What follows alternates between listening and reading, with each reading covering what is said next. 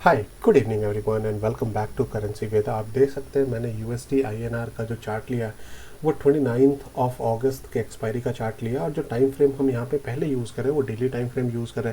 Later on हम इसे change करेंगे इंट्राडे पे।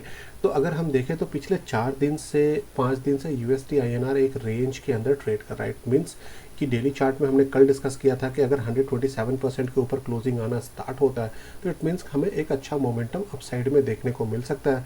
और हम देख रहे हैं कि ये कंटिन्यूसली 127% के ऊपर क्लोजिंग दे रहा है। तो चलिए अब हम इसे 1 घंटे के टाइम फ्रेम पे अगर डिस्कस करें तो आपको देखने को मिलेगा कि यहाँ पे जो सेकंड हाफ में यूएसडी ने एक ब्रेकआउट देने की कोशिश की। उसके पहले हम इंट्राडे टाइम फ्रेम पे आते हैं।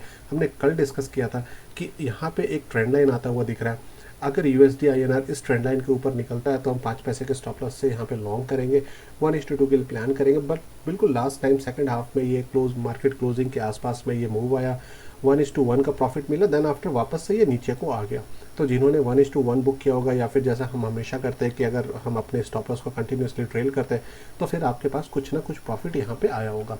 बट अगर हम 1 आवर के टाइम फ्रेम पे इस चार्ट को देखें तो आपको दिखेगा कि यूएसडी आईएनआर एक रेंज के अंदर आ रहा है। तो ये ऊपर का जो बैंड है ये आपका 8320 के आसपास का लेवल है। तो यहाँ पे आके ये कंटिन्यूसली रेजिस्टेंस ले रहा है और देन आफ्टर यहाँ से ये नीचे आ रहा है। और नीचे में अगर आप देखेंगे तो 127% एक बहुत बड़ा सपोर्ट का काम कर रहा है। इट मीन्स कि कोई भी कैंडल यहाँ पे क्लोज होता है, फॉलो थ्रू एक कैंडल इसके नीचे क्लोज नहीं होता, नेक्स्ट कैंडल इसके ऊपर क्लोज हो जाता है। तो इट मीन्स कि ये एक बहुत अच्छा सपोर्ट का लेवल है 127%। तो कल हम यहाँ पे एक ये थोड़ा रिस्क ले सकते हैं कि इनकेस अगर हमें यहाँ पे यूएसडी आईएनआर यहाँ पे मिलता है 127% के आसपास में मिलता है और एक 15 मिनट का यहाँ पे ग्रीन कैंडल बनता है तो कैंडल के ब्रेकआउट पे ही हम लॉन्ग कर सकते हैं।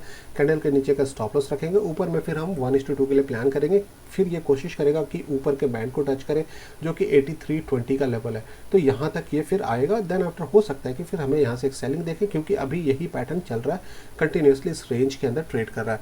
जो हमें एक अच्छा मोमेंटम मिलेगा वो मोमेंटम मिलेगा इस स्विंग के ऊपर। अगर ब्रेकआउट आता है मतलब कि 8320 के ऊपर ब्रेकआउट आता है तो फिर हमें एक अच्छा फॉलो थ्रू बाइंग देखने को मिलेगा और फिर यूएसडी आईएनआर 8350 तक जा सकता है। तो मेक श्योर कि यहाँ आने के बाद 15 मिनट का कैंडल क्लोज होता है पॉजिटिव तो कैंडल के ब्रेकआउट पे हम लॉन्ग करेंगे। कैंडल के नीचे का स्टॉप लॉस 1:2 के लिए प्लान करेंगे और अगर ये ब्रेकआउट होता है तो फिर हम पोजीशन को कैरी कर सकते हैं। फिर हमें कल परसों 1-2 दिन के अंदर 8350 तक का लेवल देखने को मिल सकता है। दूसरा हमने करेंसी पेयर यहाँ पे डिस्कस किया था यूरो में हमने डिस्कस किया था कि अगर यूरो मान लीजिए कि हमें कल फ्लैट मिलता है या फिर गैप डाउन थोड़ा मिलता है, इसके बाद इसके नीचे निकलता है 90.2850 के नीचे निकलता है तो हमें एक अग्रेसिव सेलिंग देखने को मिल सकता है।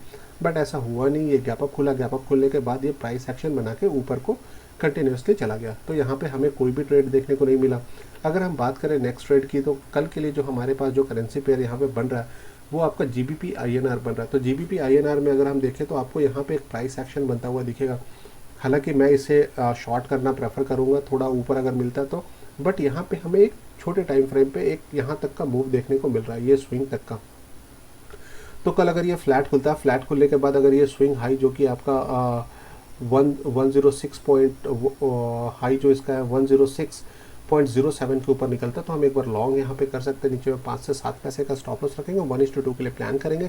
बट अगर ये गैप डाउन खुलता है और इसके नीचे ये आ जाता है तो फिर एक हमें अग्रेसिव सेलिंग देखने को मिल सकता है। तो अगर गैप डाउन खुल के इस स्विंग को ब्रेक करता है तो हम इमीडिएट शॉर्ट का ट्रेड यहाँ पे लेंगे। अगर ये ब्रेक करता है तो ऊपर में हम 10 पैसे का स्टॉप लॉस रखेंगे और नीचे में 1:2 के लिए हम प्लान करेंगे। तो जीबीपी में हमारे पास दोनों साइड का ट्रेड होगा। अगर फ्लैट खुलता है और 106.07 के ऊपर निकलता है तो हम लॉन्ग करेंगे। अगर गैप डाउन खुलता है और गैप डाउन खुलने के बाद ये इसके नीचे निकलता है तो फिर हम शॉर्ट करेंगे, ऊपर में 10 पैसे का स्टॉप लॉस और 1:2 के लिए प्लान करेंगे। रीज़न बिंग मैं इसलिए बोल रहा हूँ क्योंकि जो जीबीपी आईएनआर है वो DXY पे डिपेंड करता है, डॉलर इंडेक्स पे।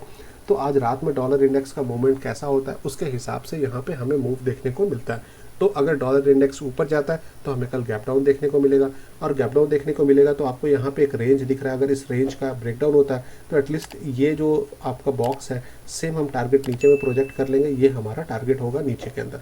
राइट फ्रेंड्स, आई होप आपको ये वीडियो पसंद आया। वीडियो पसंद आया तो वीडियो को लाइक कीजिए, चैनल को सब्सक्राइब कीजिए, वीडियो को ज़्यादा से ज़्यादा शेयर कीजिए। Thanks for watching, keep learning and keep earning.